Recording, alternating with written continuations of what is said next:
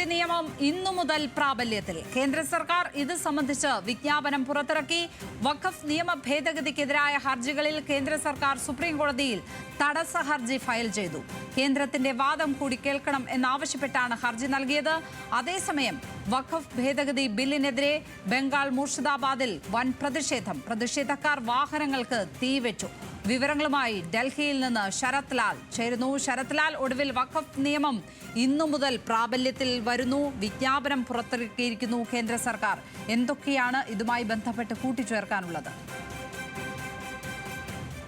Minority വകുപ്പാണ്, minority affair മിനിസ്ട്രിയാണ് ഇപ്പോൾ വഖഫ് bill നിയമമായിട്ടുള്ള ഭേദഗതി നിയമമായി എന്നുള്ള വാർത്താക്കുറിപ്പ് പുറത്തിറക്കിയിരിക്കുന്നത്. ഇത് സംബന്ധിച്ച് നോട്ടിഫിക്കേഷൻ പുറത്തിറക്കിയിരിക്കുന്നത് അമെന്റ്മെന്റ് ആക്ട് 2025 14/2024.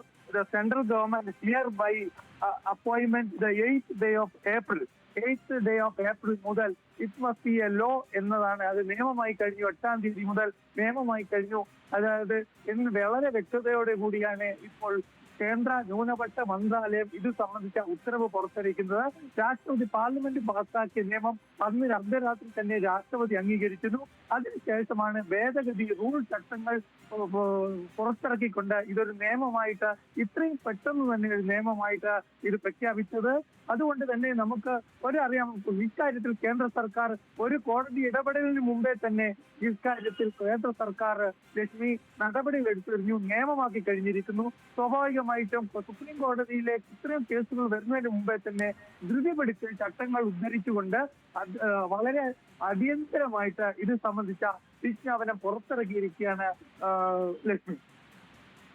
ഇതുമായി ബന്ധപ്പെട്ട് ഇപ്പോൾ പലയിടങ്ങളിലും പ്രതിഷേധ വാർത്തകൾ കൂടി വരുന്നുണ്ട്. പലയിടങ്ങളിൽ നിന്നും ബംഗാൾ മുർഷിദാബാദിൽ വലിയ പ്രതിഷേധമെന്നുള്ള റിപ്പോർട്ടുകൾ വരുന്നുണ്ട്. എന്തൊക്കെയാണ് ഇതിനെതിരായ ചെറുത്തുനിൽപ്പുകളുമായി ബന്ധപ്പെട്ട വാർത്തകൾ? ശരത്.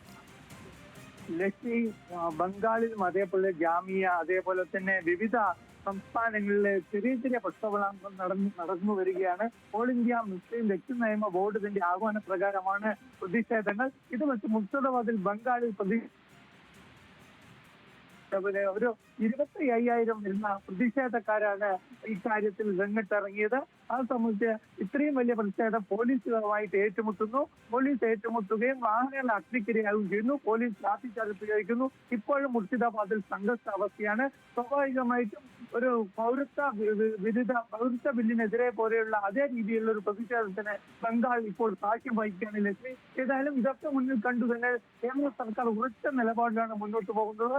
കാരണം സുപ്രീം കോടതിയിൽ പോലും തടസ്സ ഹർജി നൽകിയിരുന്നു. കാരണം മുസ്ലിം ലീഗും അതേപോലെ തന്നെ കോൺഗ്രസും അതേപോലെ OICയും അടക്കമുള്ള വിവിധ സംഘടനകളും സമസ്ത അടക്കമുള്ള വിവിധ സംഘടനകൾ സുപ്രീം കോടതിയിൽ അടിയന്തരമായി ഈ വാദം കേൾക്കണമെന്ന് ആവശ്യപ്പെട്ടിരുന്നു. 16-ാം തീയതി ഇത് സംബന്ധിച്ച ഹർജികൾ സ്വീകരിക്കണോ വേണ്ടയോ, അല്ലെങ്കിൽ വാദം കേൾക്കണോ എന്നുള്ള കാര്യം സ്വീകരിക്കാൻ വേണ്ടി ഹർജി സുപ്രീം കോടതി ചീഫ് ജസ്റ്റിസ് മാറ്റിവെച്ചിരിക്കുകയാണ്. ഈ 16-ാം തീയതി തന്നെ ലക്ഷ്മി തടസ്സ ഹർജിയുമായിട്ടാണ് കേന്ദ്ര സർക്കാർ ഇന്ന് ഫയൽ ചെയ്തിരിക്കുന്നത്. തങ്ങളുടെ വാദം കേൾക്കാതെ ഹർജി സ്വീകരിക്കാൻ പാടില്ല എന്ന കടുത്ത നിലപാടാണ് ഇക്കാര്യത്തിൽ കേന്ദ്രം എടുത്തിരിക്കുന്നത്. ഏതായാലും ഒരു വശത്ത് കേന്ദ്രം നിയമ നടപടികളുമായിട്ടും അല്ലെങ്കിൽ വഖഫ് ബില്ല് നിയമമാക്കുകയും ചെയ്യുന്നു. സുപ്രീം കോടതിയിൽ തടസ്സ ഹർജി നൽകുന്നു.